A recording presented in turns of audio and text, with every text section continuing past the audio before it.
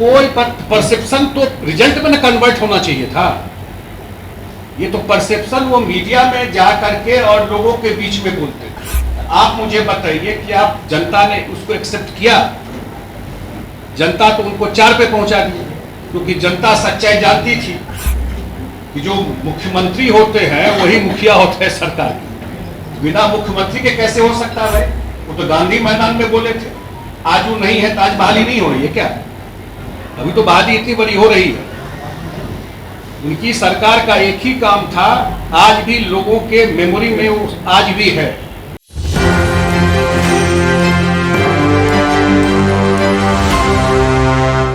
नमस्कार, मेरा नाम सदन। आप देख रहे हैं एक न्यूज़ 24।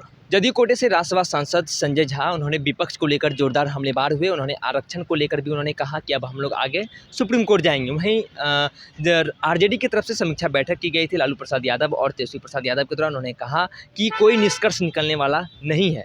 आइए पहले संजय झा को सुनते हैं क्या कुछ कह रहे हैं। अरे आप ही मीडिया में जितने लोग हैं वो लोग क्या यहाँ से लेके दिल्ली तक कर दिए थे?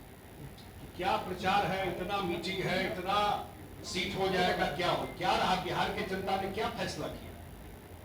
कभी पूछिए क्यों ये स्थिति हुई, क्यों 4 सीट पर आए? और अगर उसको ट्रांसलेट करते हैं असेंबली सीट पर, तो हम लोग पौने 200 सीट से ज्यादा सीट पर लीड किए। हमको जहां तक ध्यान आता है 176 सीट पर एनडीए लीड की है। तो 2025 में क्या रिजल्ट होगा? 2010 रिपीट होगा 2025 में, ये बता देता हूँ। एक परसेप्शन ये भी है, जो नौकरी वाला मॉडल था नीतीश सरकार, वो कह रहे थे कि हम आए तो नौकरी दिया, तो एक परसेप्शन बनाने की कोशिश। कोई परसेप्शन तो रिजल्ट में ना कन्वर्ट होना चाहिए था। ये तो परसेप्शन वो मीडिया में जा करके और लोगों के बीच में बोलते थे। आप मुझे बताइए कि आप जनता ने उसको एक्सेप्ट किया? जनता तो उनको 4 पे पहुंचा दी, क्योंकि जनता सच्चाई जानती थी कि जो मुख्यमंत्री होते हैं वही मुखिया होते हैं सरकार के। बिना मुख्यमंत्री के कैसे हो सकता है? वो तो गांधी मैदान में बोले थे, आज वो नहीं है तो आज बहाली नहीं हो रही है क्या? अभी तो बहाली इतनी बड़ी हो रही है। उनकी सरकार का एक ही काम था, आज भी लोगों के मेमोरी में वो आज भी है कि जितने यहाँ पर लोग नौकरी देने वाले थे, चाहे होटल व्यवसायी हो, व्यापारी हो, सबको यहाँ से पलायन करवा दिया था। भूलना नहीं चाहिए इस बात को, और आज भी लोग नहीं भूला है इस चीज। और अगले 1 साल में जो मुख्यमंत्री जी ने वादा किया है 10 लाख नौकरी, 10 लाख रोजगार, उससे ज्यादा 2025 से पहले हम लोग पूरा करके देंगे। कोई ये नहीं कह सकता, मैं पहले भी ये बात बोला हूँ कि घटना दुनिया में कहीं भी होता है, लेकिन नीतीश कुमार की सरकार में कभी भी किसी को पॉलिटिकल पैट्रनेज नहीं मिलता है। कोई उनके घर से अने मार्ग से निकल करके नहीं कह सकता है कोई क्रिमिनल की हम ये किए, जो पुराना ट्रेड्स रहा है। घटना कोई किया है उसको सजा मिलेगी, वो पकड़ा जाएगा।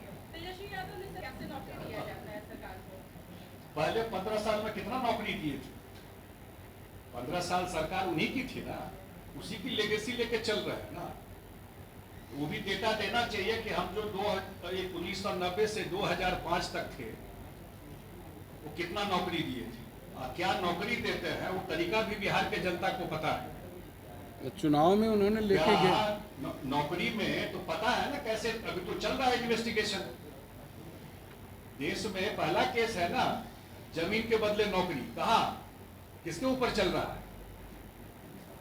इसलिए क्योंकि जब आप इकोनॉमी ग्रो करेगा, डबल डिजिट ग्रोथ होगा, किसका किया हुआ है? अगर 10% से ज्यादा जीडीपी हुआ बिहार का, एग्रीकल्चर में ग्रोथ हुआ, वही तो इतना रोजगार रेवेन्यू बढ़ाता है।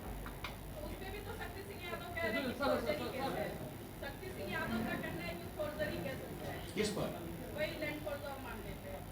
अब वो तो इन्वेस्टिगेशन में है, कोर्ट में मैटर है। अब कोर्ट अगर कहेगा फर्जरी है तो फर्जरी होगा। आपने साफ तौर पर राज्यसभा सांसद जो कि जदयू कोटे से हैं संजय झा को सुना। उन्होंने साफ तौर पर कहा कि नीट का जो मामला है इसमें जिसकी संलिप्तता होगी उन्हें धर दबोचा जाएगा और उनके ऊपर कार्रवाई होगी। वहीं समीक्षा बैठक आरजेडी की तरफ से किया गया था। तेजस्वी प्रसाद यादव और लालू प्रसाद यादव के नेतृत्व में उन्होंने साफ तौर पर कहा कि उसकी कोई निष्कर्ष निकलने वाला नहीं है। और उन्होंने ये भी कहा कि नीट में अगर किसी का नाम सामने आता है, कोई भी हो, उसकी संलिप्तता पाई जाएगी तो उनके ऊपर कार्रवाई होनी तय है। वहीं आरक्षण को लेकर उन्होंने साफ तौर पर कहा कि अगर हाईकोर्ट से हमें नहीं मिला है तो हम लोग आगे सुप्रीम कोर्ट जाएंगे।